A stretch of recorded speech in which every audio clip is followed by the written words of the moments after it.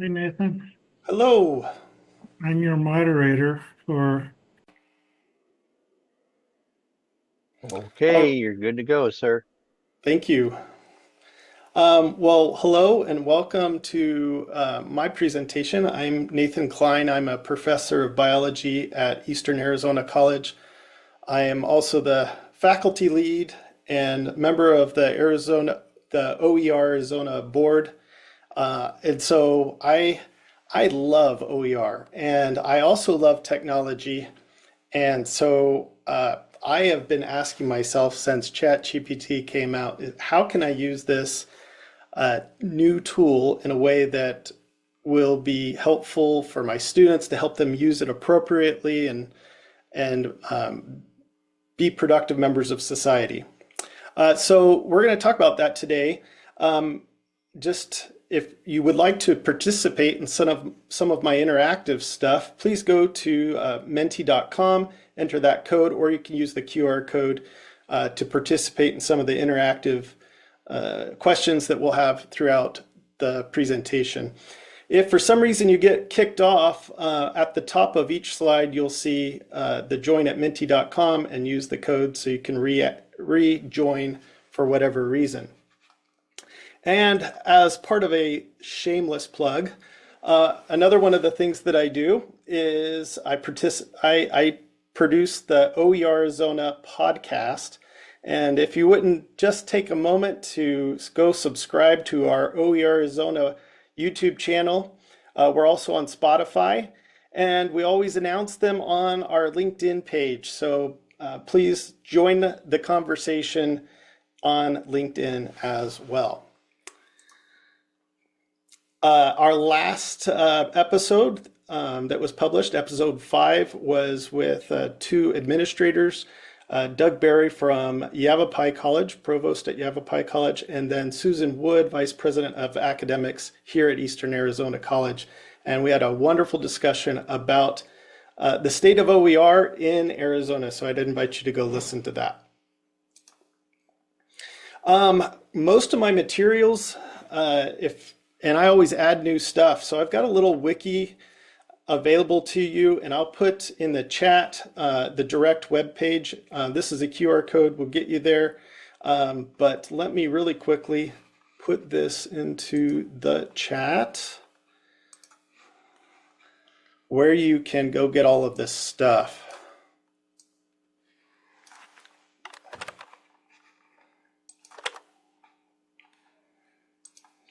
And so I add to it periodically. So if you would like to get any of the information that I'm sharing, it'll be there. I also post the slides into the Google Drive for this conference as well. Feel free to always, as always, if you want to contact me directly, feel free, and I'll put my email address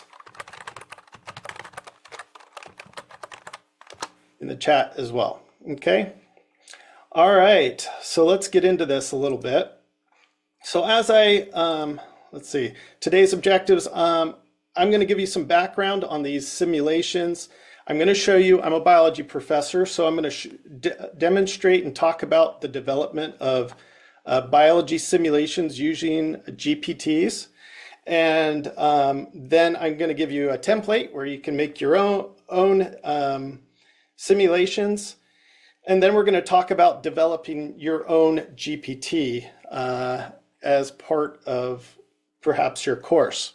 And so hopefully we can get through all of that in the next few minutes of your day. So real quick, everyone, this is an interactive portion. What challenge comes to your mind after you read the following? AI in education. So take just a moment on your device and enter a word that comes to your mind when you see the word AI in education. See what comes up. Intellectual property, love it. Friend.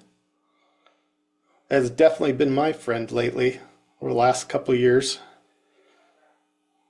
Emerging. Good. Free responses. I'll give you just a few more minutes. I don't actually know how many of you are on. So contradictory. That's true too. Cheating. Overwhelmed.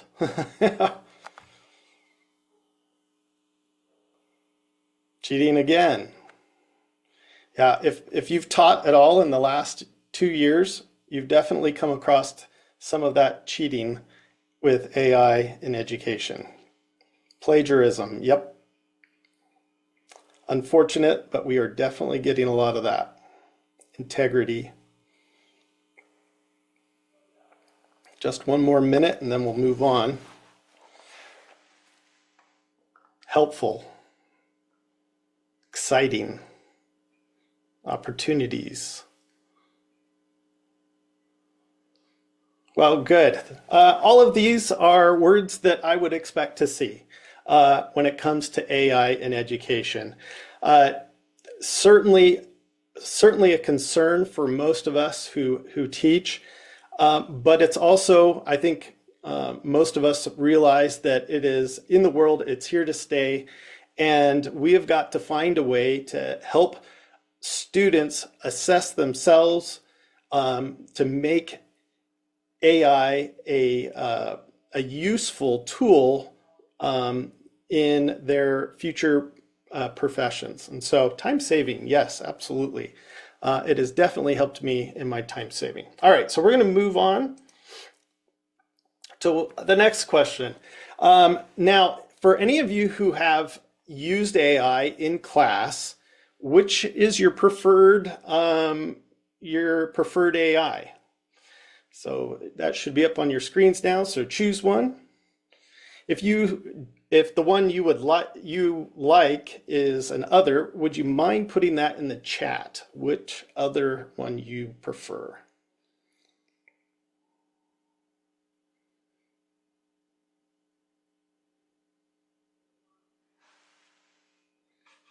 See if I can see in the chat. Perplexity, that's one, two of you like Perplexity. I haven't used that one yet myself. Minty.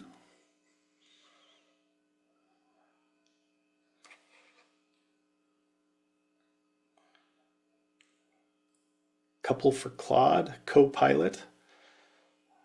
Lots, 4 for ChatGPT.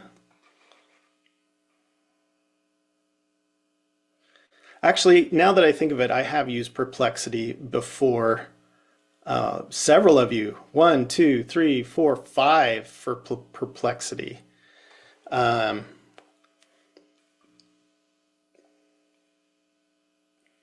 have to play with that one a little bit more. I've been sold on ChatGPT for quite a while, and I need to do some more exploring. Also around our campus, a lot of people like, oh, I just spaced my mind. I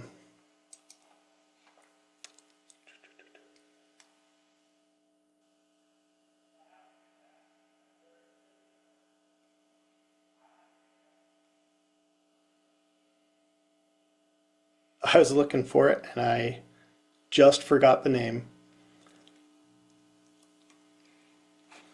If it comes to my mind, I will let you know. So there are definitely several. I'm going to be focusing mostly on ChatGPT today, but as far as the template for these simulations, I found that they generally work in just about any chatbot that is a publicly available chatbot. So keep that in mind. Some of the things I've talked about might be a little unique to ChatGPT, but I don't think so. All right, so we're going to move on real quick.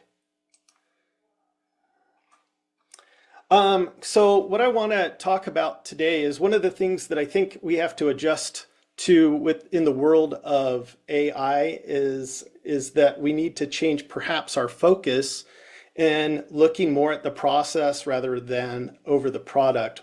One of my colleagues and friends, Jacob Lauritsen, he's going to be speaking tomorrow. I encourage you to go listen to his talk.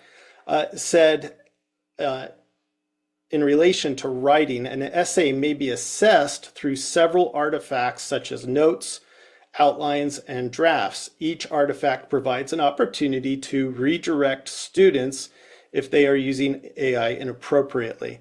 And I think as we look at products that students are making, perhaps maybe that might be an angle of assessment to look at rather than worrying about maybe a final exam or an end project.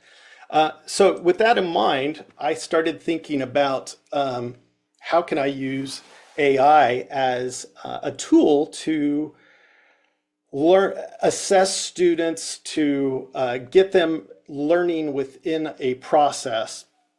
And so I started looking around the literature. One of the literatures from um, uh, a magazine mentioned that there were some ideas. I forgot the magazine off the top of my head. I've got it cited on a different slide that I'm not showing you at the moment. But AI-powered education games are kind of big. Adaptive learning platforms like a Labster are popping up all over the place. Chatbots for students. Just last week, I was on a webinar, and a wonderful webinar where someone was talking about creating chatbots, and I'm going to talk about that near the end. Intelligent tutoring is something that I'm in the midst of developing specifically with the chatbots, and I'll talk about some of that research here near the end of my presentation. So I mentioned Labster. Labster is a paid service some of you may have heard of, and it was my first dip into a simulation. I obviously cannot code, and so even though I would love to provide an experience that free for my students, I can't develop this level of awesomeness that Labster provides. And so, and also the other problem with these very computer heavy and the processing heavy simulations is that they require lots of computer power that sometimes especially my distance learning students don't have access to. And so I'm really interested in making the simulation available to all my students, whether they have great internet access or not. And so I very quickly moved away from these types of simulations for that reason, and started to really look into AI as the simulation builder. And especially I wanted to make it so that the free versions of AI were suitable for these types of simulations. We're going to build one here in a minute, but I wanted to first talk about the process that I went to. And I think it's important to understand the process a little bit, because you might give up after the first attempt because it doesn't always work right away. And so I want to show you some of the failings I had up front so that you can understand how to proceed. So I wanted students to understand the scientific method. I'm a biology teacher. That's like the first thing we teach in every single class. And so I wanted them to go outside and make some observations, formulate a hypothesis, and design and conduct an experiment, analyze data, draw conclusions, and learn how to use AI as a learning partner in learning. So that was my objective with this to start out. And so I came up with this really step-by-step heavy, don't try and read through this, it's a lot of stuff. It's available to you on my wiki, I believe. If it's not, I'll make sure it's on there afterwards. But it's a lot of step-by-step stuff. So they do something, they plug in a prompt into AI, and then they get something out. And so I use that for a semester, and my results, well, let me just show you. This is one thing. So students were formulating a hypothesis. And I told them that they may use AI to formulate this hypothesis and provide feedback based on their observations. And this was the prompt that they could give the AI as a prompt. What I found is that students leaned too much on AI in this situation. They did exactly what I put in the prompt, and the computer, the AI, did way too much of the work, and the students just turned in whatever they got spit out. And so it didn't work out the way I'd hoped the first time. I wanted students to think more about the process. So in the next attempt, my goal was more student, less AI. And so in attempt 2, I wanted AI to, there's a typo. I wanted AI to walk the student through each step, but I wanted the student, the burden of thinking, to be on the student rather than on the AI. And I also thought this would be a really good thing to adapt to their demographics to allow it to be a more equitable solution. Okay, we have students from France, we have students from all over the place, Japan, Africa, the reservation, all over the place, and I wanted it to be able to adapt to their circumstances. So I added that last part. And so what I did was I came up with a single prompt. And this single prompt was designed to try and get the AI to walk the student through the whole process. So it says, "Hello, AI, I am an introductory science class, and I need help understanding the scientific method. My instructor would like you to guide me through the process. I want to grasp the concepts of observation, hypothesis, experiment, conclusion." And then I asked them further down, asked the AI to walk them through the steps, and then provide them with some simulated data for them to analyze. And then the last part of this was the demographic portion. Consider that I have the following background. And so this is my demographic. I live in rural Arizona. I grew up with a learning disability, which is true about me.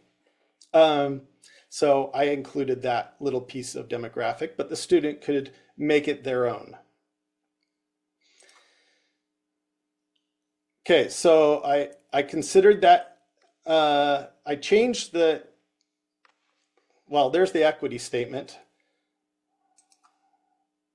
All right, so what were the results the second time? I did increase student success. They learned. I heard lots of positive feedback from students, anecdotally. Most of the time, the AI walked them through each step the way we had hoped. However, the last part is that it wasn't consistent 100% of the time. Sometimes it really left them hanging and so the student would have to contact me and say, "Where do I go from here?" And so it didn't work 100% of the time. So I revised it a third time, redefined the prompt, and that is what I'm going to show you now. So let me pull in ChatGPT really quick. And I am going to post this prompt into the chat. So if you wish and you happen to have an AI available to you, you can follow along yourself. And let's see, where's the chat? Here's the chat. Everyone.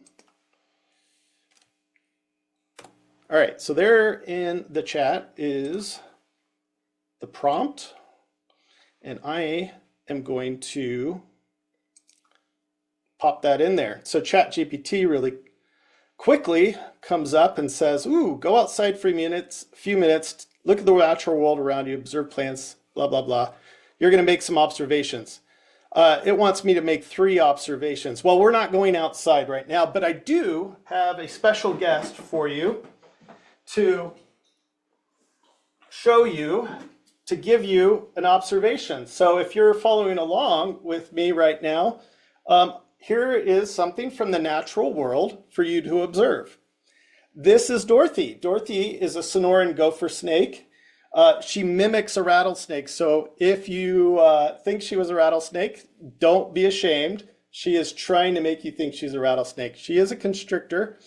And so what I'd like you to do is make 3 observations about, oh, you can use whatever free one is available. Have I compared, so Michael Montoya asked, have I compared the output from prompts? I have. Most of the time they're very similar. There is sometimes a little bit of difference. But they're usually very, very similar. Anyway, so make 3 observations. So I am really quickly going to make an observation, and I'll use voice mode so I don't have to type on here. Snakes have spots. Oh, wait a minute, I gotta wait.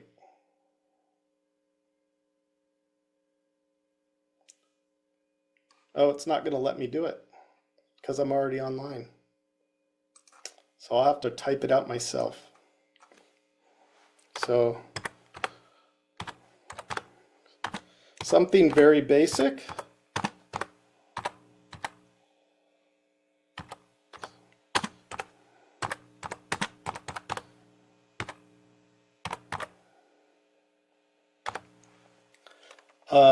Okay, so I'll just put that in real quick.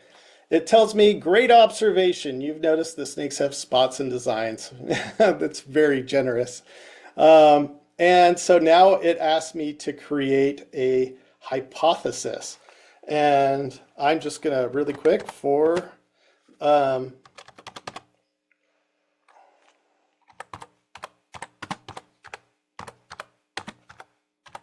going to put Dorothy down real quick because I need both hands to type. Oh, come on, Dorothy. Okay.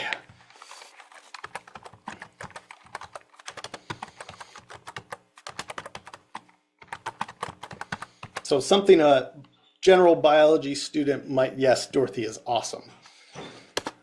If you ever come out to EAC, I would be happy to introduce you to Dorothy. She is so cool and docile to hold. She's just gonna, if you don't like holding her, she'll hold you. So, all right. So it reworded my hypothesis for me. Okay.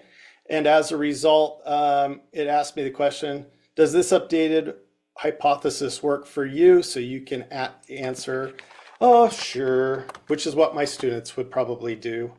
So awesome. Now let's move on to designing the experiment. It goes through designing the experiment. Now, this is one area I wish I could get the student to do a little bit more of the thinking in the designing. And so I might, in a future iteration, try and get the student more interactive in developing an experiment, especially in maybe if I use this in an upper division course, but this is Bio 100. So, and so it goes through and describes the experiment. Then it asks, does it make sense to you? And I'll just say, yes, let's move on, okay? All right, so then it's gonna generate some data for me. Something very basic.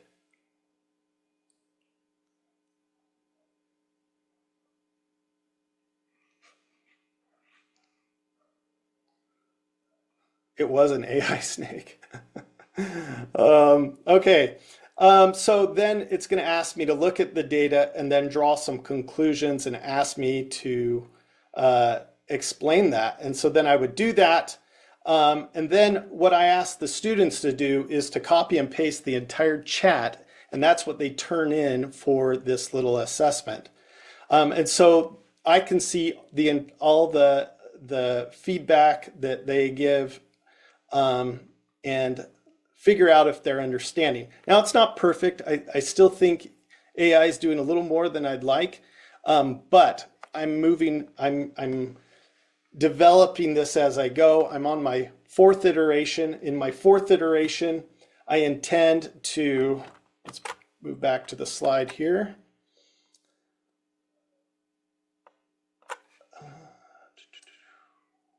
Get back to my Menti. Here's my Menti. All right. I intend to add scaffolding and make it work a little bit better, to give students a little bit better idea of what they should be coming up with. I already have a video explaining what they should be doing, so that's a little bit, but I want to give them a little bit more of an understanding of what it's supposed to look like when they're done.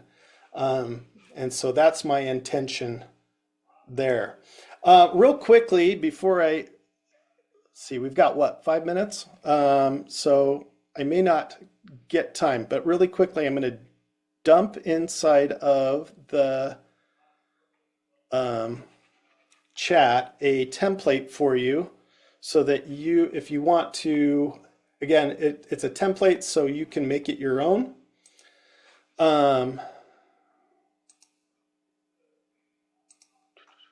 I'm going to have to dump that into the Google Doc, the Google folder, because for some reason it's not letting me put it into the chat.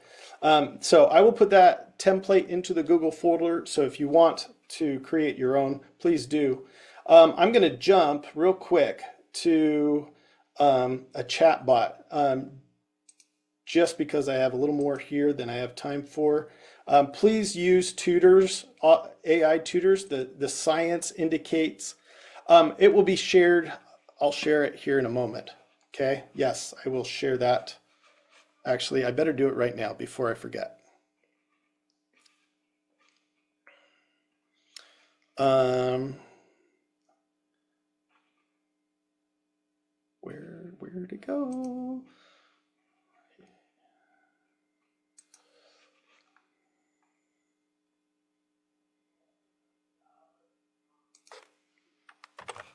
Okay, and here it goes into the chat so I don't forget.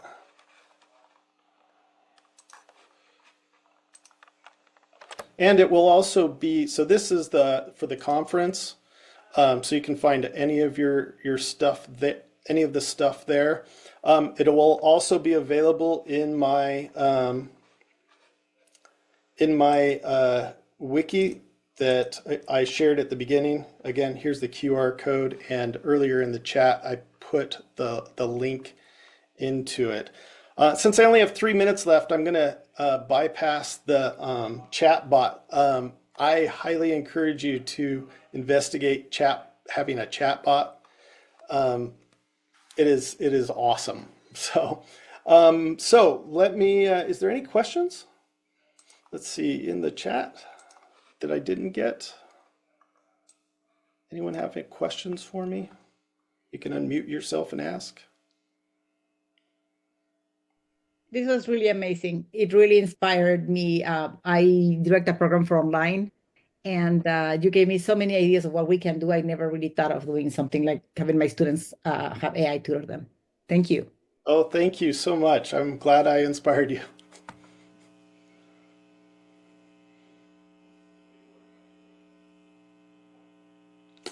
All right. Feel free to reach out. My email's in the chat, and I'd love to answer more questions. And I guess we're done. Thank you.